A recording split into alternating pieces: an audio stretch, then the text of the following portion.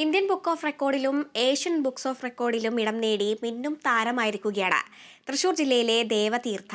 42 സെക്കൻഡിൽ 49 ഭരതനാട്യ ഹസ്ത ഭേദമുദ്രകൾ അവതരിപ്പിച്ചാണ് ഈ മിടുക്കിയുടെ നേട്ടം.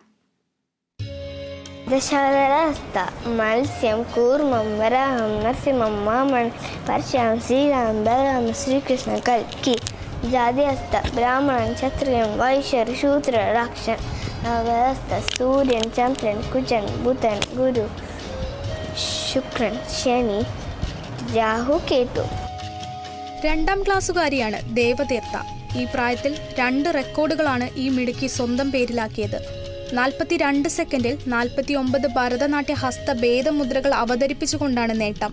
ബാന്ധവഹസ്ത ദമ്പതി അമ്മ അച്ഛൻ സഹോദരൻ ഭർത്തൃമാതാവ് ഭർത്തൃപിതാവ് ഭർത്തൃസഹോദരി ഭർത്തൃസഹോദരൻ. ദേവതാഹസ്ത ബ്രഹ്മാവ് വിഷ്ണു ശിവൻ സരസ്വതി ലക്ഷ്മി പാർവതി ഗണേശൻ മന്മഥൻ ഇന്ദ്രൻ വായു വരുണൻ അഗ്നി യമൻ കുബേരൻ ശനീശ്വരൻ മുരുകൻ നിരൻ.